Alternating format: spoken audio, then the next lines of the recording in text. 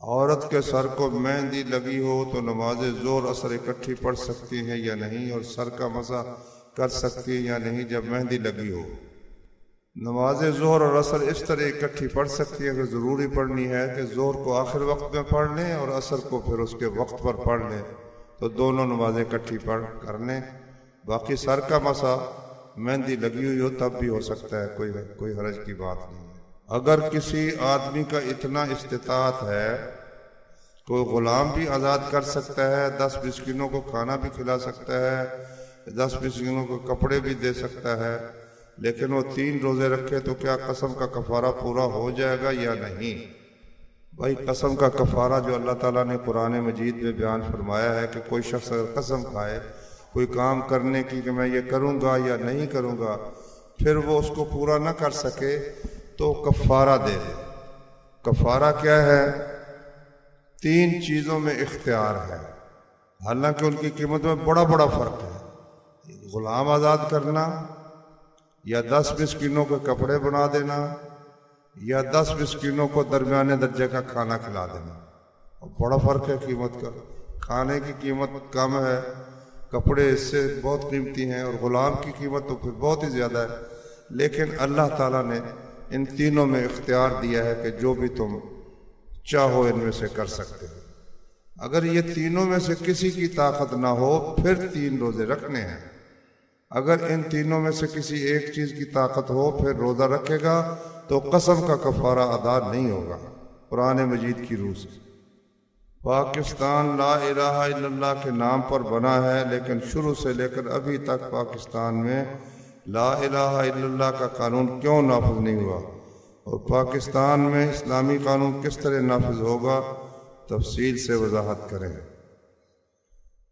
بھائیو، بات یہ ہے کہ یہ لا الہ الا اللہ کے نام پر بنا ہے، اس میں کوئی شک نہیں، لیکن جو لوگ آگے تھے وہ جناح صاحب کے بعد جو دوسرے لوگ تھے وہ سب انگریزی تعلیم یافتہ تھے اور وہی ان کا ذہن تھا، تو وہ ان حضرات نے اسلام کو یہاں صدق دل سے نافذ ہونے دیا ہی نہیں ہے، تو اس وجہ سے وہ اسلام جو ہے اس کا قانون نافذ نہیں ہو سکا۔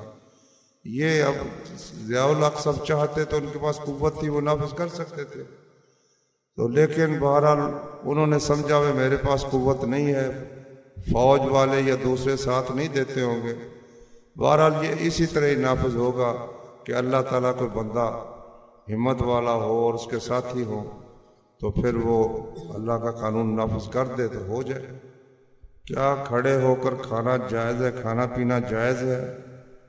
نبی صلی اللہ علیہ وسلم نے کھڑے ہو کر پینے سے منع کیا ہے، لیکن ضرورت کے وقت آپ نے پیا ہے، تو اس سے کہتے ہیں کہ اگر ضرورت ہو تو پھر کھڑے ہو کر کھانا پینا جائز ہے۔ اگر کوئی مرد اپنی بیوی کو طلاق دے اور بیوی کو دور ہونے کی وجہ سے لفظ طلاق سنائی نہ دے تو کیا اس کو طلاق ہو جائے گی، یا لفظ طلاق کا سننا پڑھنا ضروری ہے؟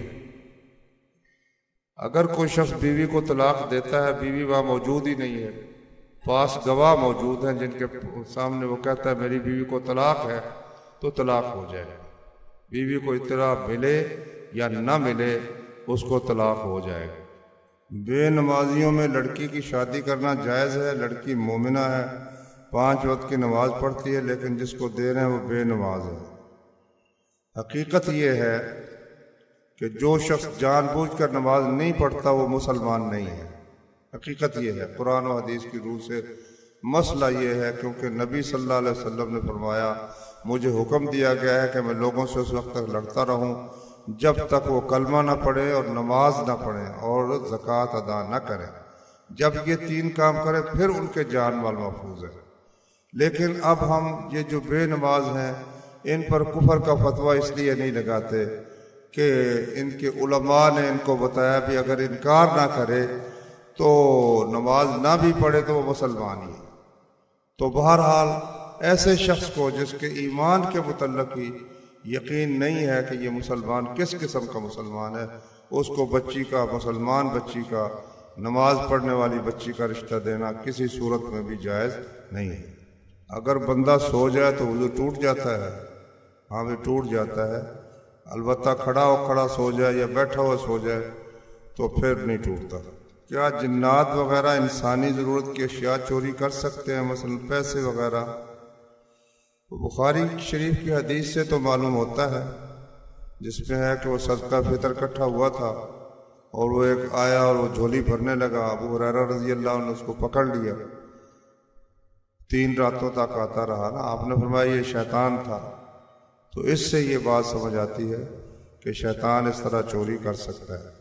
مشت زنی کا کیا گناہ ہے؟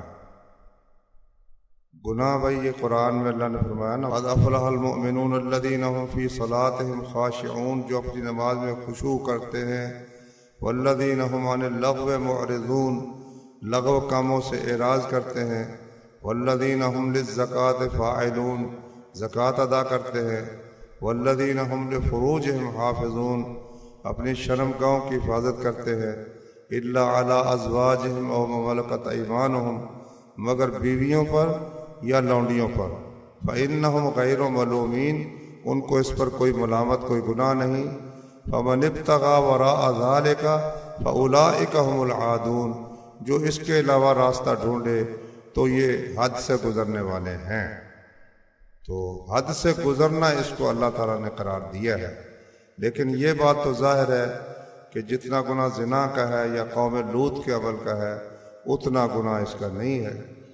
تو بہرحال یہ فضول اور لغو کام ہے، گناہ کا کام ہے، لیکن اتنی شدت اس گناہ کی نہیں ہے جتنی بدکاری کی، زنا کی یا قوم لوط کے عمل کی ہے۔ کیا دوسری شادی کے لیے پہلی بیوی کی اجازت لازمی ہے؟ نہیں بھائی، بیوی کی اجازت کا اس میں کوئی دخل نہیں ہے۔ اگر جمعہ چھوٹ جائے تو کیا دوبارہ جمعہ پڑھا جا سکتا ہے؟